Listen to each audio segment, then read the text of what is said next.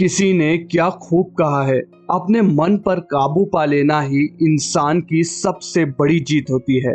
दोस्तों, यूं तो आज की कहानी बड़ी सरल और छोटी सी है, लेकिन बेहद जरूरी है।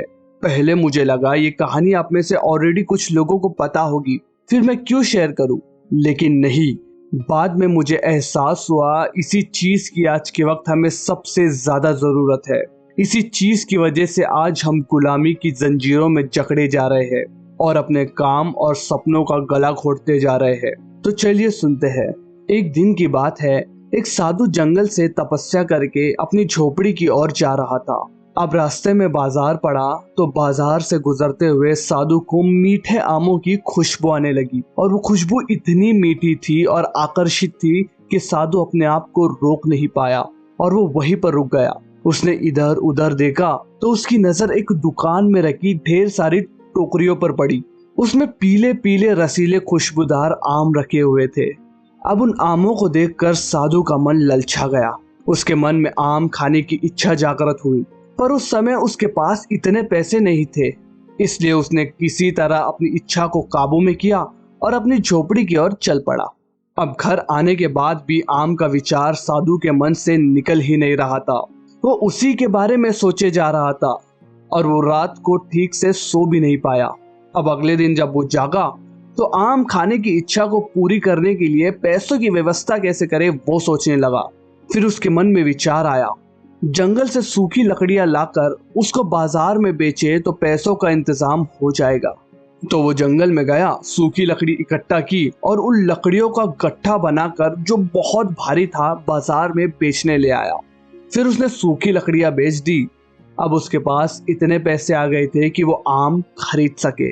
वो बहुत खुश हुआ और आम की दुकान पर पहुंचा। उसने आम खरीदे और अपनी झोपड़ी की ओर चल पड़ा। अब घर की ओर जाते जाते उसके मन में एक विचार आया कि आज मुझे आम खाने की इच्छा हुई और उस इच्छा की वजह से मैं रात भर सो नहीं पाया। मैंने अपनी रात की कीमती नींद और दिन का चैन बर्बाद किया। हो सकता है कल मुझ में नए कपड़ों की इच्छा जाग जाए, तो कभी बड़े घर की, तो कभी खूबसूरत स्त्री, बच्चे और पैसों की। मैं तो एक साधु हूँ, इस तरह तो मैं अपनी इच्छाओं का गुलाम बन जाऊंगा। ये विचार आते ही साधु ने आम खाने का विचार त्याग दिया और उस समय गरीब बूढ़ा आदमी वहां से गुजर रहा था तो साधु ने अपने आम उसे दिए। इस तरह साधु ने खुद के इच्छाओं का गुलाम बनने से खुद को रोक दिया। अब इस छोटी सी कहानी से हमें बहुत बड़ी सीख मिलती है। दोस्तों, आज हम भी अपनी इच्छाओं के गुलाम बन गए हैं। अगर कभी हमारा मन करता है कुछ देर फोन पर टाइम पास कर ले तो हम तुरंत अपना फोन खोलकर चलाने लगते हैं। अगर हमारा मन करता है बाहर जाकर पिज्जा, बर्गर जैसा जंक फूड खाए तो हम वो भी करते हैं। या फिर स्मोकिंग कर ले या नेटफ्लिक्स प्राइम देख ले तो वो सब भी हम करने लगते हैं, बस हमारी मन की एक आवाज पर। लेकिन वही अगर कोई अच्छा काम करना हो, जैसे एक्सरसाइज करना, रीडिंग, पढ़ाई, मेडिटेशन करना या अपने गोल्स पर काम करना हो, तो हमारा मन वहीं पर हमें रोक देता है, ये कहकर छोड़ना यार, बाद में करते हैं, और वो बाद में कभी नहीं आता। दोस्तों, हम अपने मन की बस एक आवाज पर हर वो काम कर रहे हैं जो हमें तबाह और बर्बाद कर सकते हैं, जो हमें नीचे गिरा सकते हैं, और हमारे मन की बस एक आवाज पर ही हम वो सब कुछ काम छोड़ रहे हैं जो हमें बुलंदियों तक ले जा सकते हैं, जिंदगी में जिससे हम कुछ बन सकते हैं। इसलिए दोस्तों, हमें सोचने की जरूरत है, कहीं इस मन की गुलामी में हम हमारी जिंदगी बर्बाद तो नहीं कर रहे हैं, कहीं हम हमारी जिंदगी के सबसे खूबसूरत और कीमती पल तो खो नहीं रहे हैं।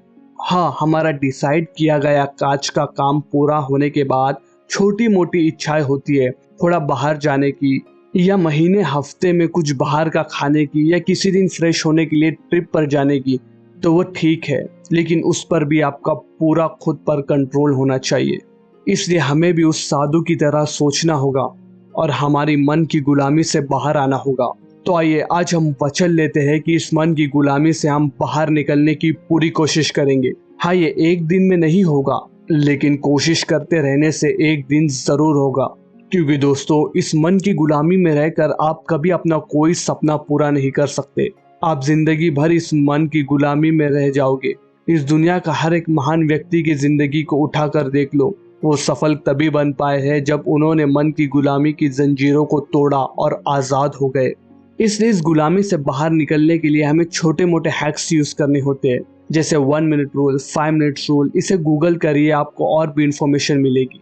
जैसे ही मन में कोई प्रोडक्टिव विचार आए और वो 1 से 5 मिनट के बीच हो सकता है, तो हमें उसे तुरंत कर लेना चाहिए बिना कुछ सोचे। इससे आप धीरे धीरे खुद पर काबू पा लेंगे। तो उम्मीद है दोस्तों आपको इस कहानी से कुछ सीख मिली होगी और आपने भी अपने मन पर काबू करने का प्रण लिया होगा। तो फिर मिलते हैं एक नए दिन नई कहानी के साथ।